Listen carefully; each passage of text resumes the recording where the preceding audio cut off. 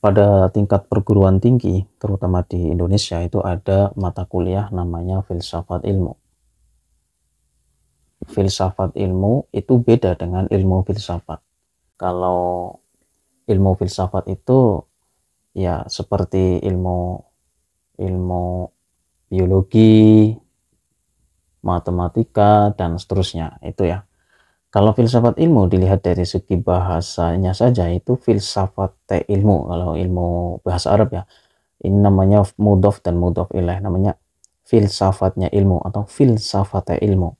Jadi kalau filsafatnya ilmu, maka bukan ilmunya filsafat, bukan, tetapi segala sesuatu yang berkaitan dengan ilmu atau disiplin ilmu. Disiplin ilmu itu ya seperti tadi, ilmu biologi, ilmu matematika, ilmu sosial, dan seterusnya.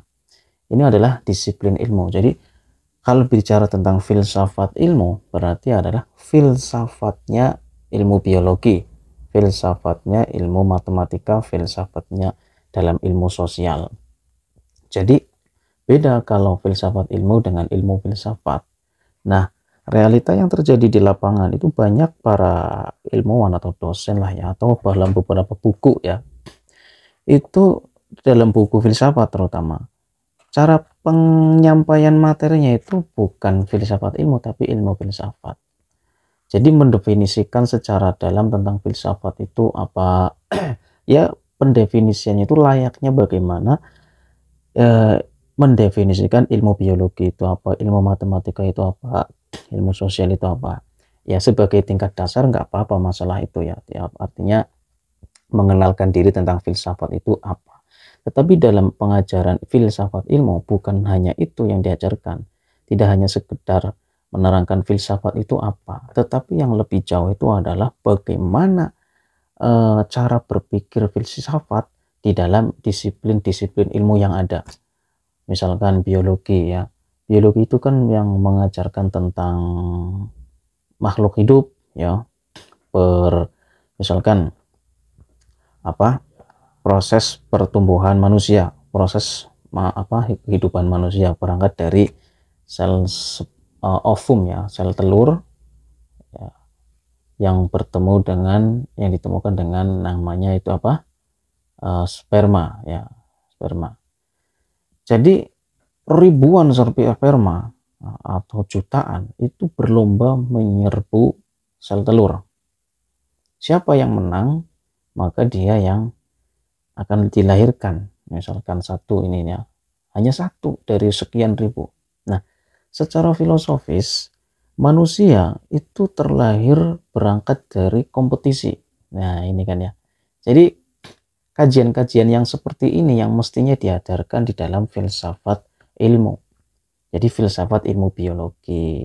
Karena filsafat itu sesungguhnya adalah sebuah bukan disiplin ilmu ya. Filsafat itu apa, induknya berbagai macam ilmu, induknya atau pondasinya dari berbagai macam ilmu.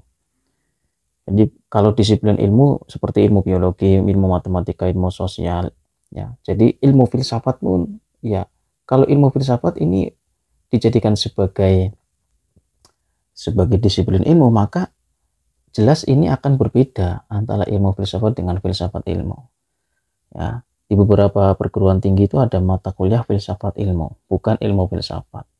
Tapi realitanya pengajarannya banyak yang menggunakan model ilmu filsafat, sebagaimana ilmu biologi, ilmu matematika, begitu.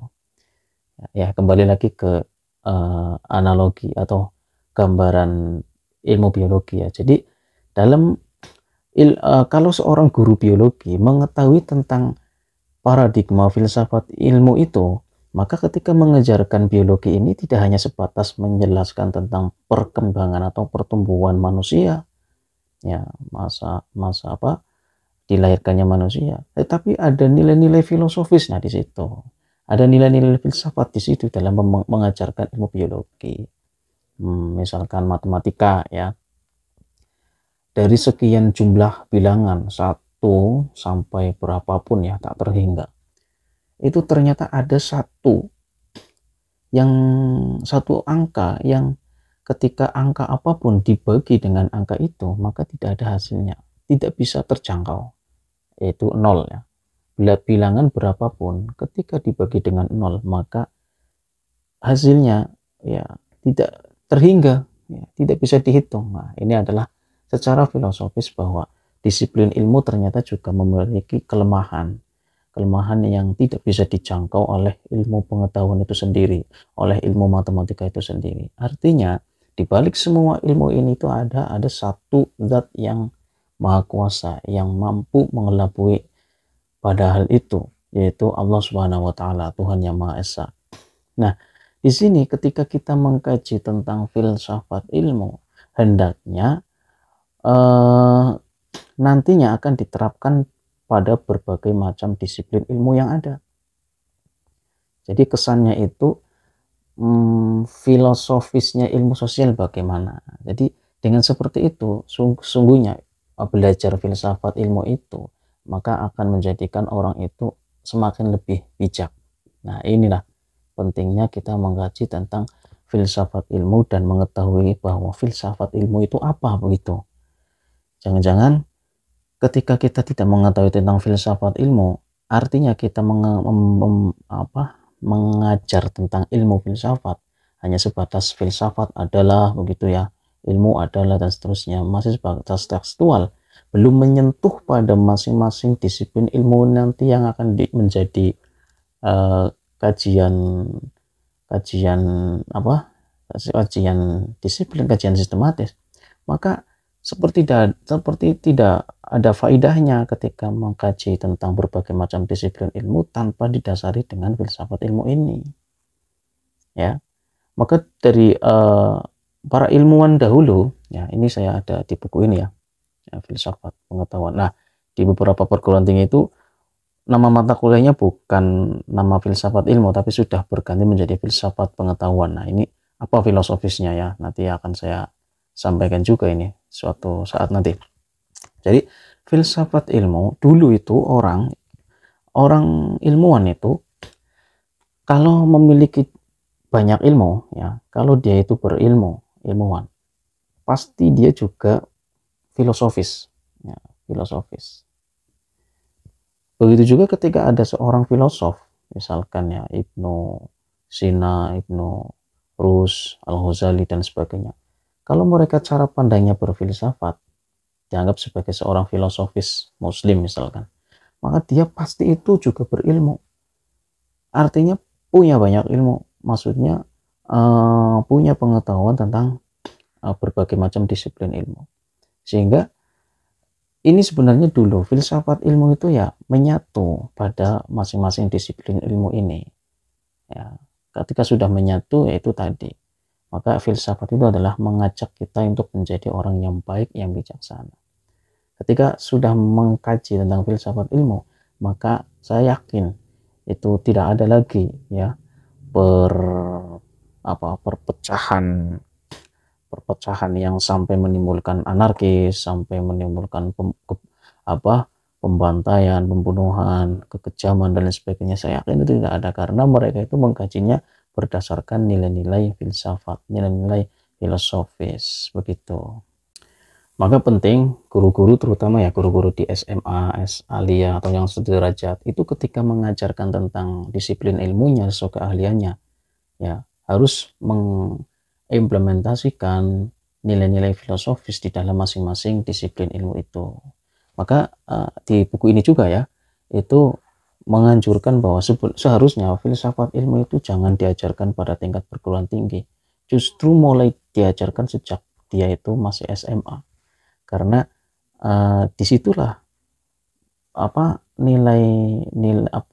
peluang daya kritis SMA itu sudah mulai terbawa, karena apalagi masih mendapatkan materi-materi yang masih lebih banyak ya, maksudnya lebih banyak disiplin ilmunya, belum masuk kepada penjurusan sebagaimana penjurusan prodi di tingkat perguruan tinggi. Ketika sudah mengajarkan itu dan gurunya juga memahami tentang filsafat ilmu itu sendiri, maka ini sesungguhnya peserta didik itu akan lebih dini mengetahui bagaimana pentingnya belajar pada semua disiplin ilmu itu sendiri. Jadi intinya kesimpulannya adalah filsafat ilmu itu sesuatu yang menjadi induk atau dasarnya dari semua berbagai macam disiplin ilmu. Filsafat ilmu itu bukan ilmu filsafat, artinya bukan sebatas ilmu yang mendefinisikan, menjelaskan tentang filsafat itu apa. Tetapi di balik itu justru akan menjelaskan tentang sebuah ilmuwan dari masing-masing disiplin ilmu ini. Dari disiplin-disiplin ilmu ini itu ada berbagai macam ilmu, yang mana ilmu itu akan dicari itu pertumbuhan, misalkan ya biologi, perkembangan makhluk hidup itu apa definisinya, bagaimana cara mengetahui perkembangan makhluk hidup itu ya. Kemudian apa gunanya adanya pertemuan antara sel ovum dan sel telur, sel sperma ini itu. Jadi intinya filsafat itu mengetahui semua apa-apa yang ada di dalam masing-masing disiplin ilmu itu sendiri. Demikian, terima kasih.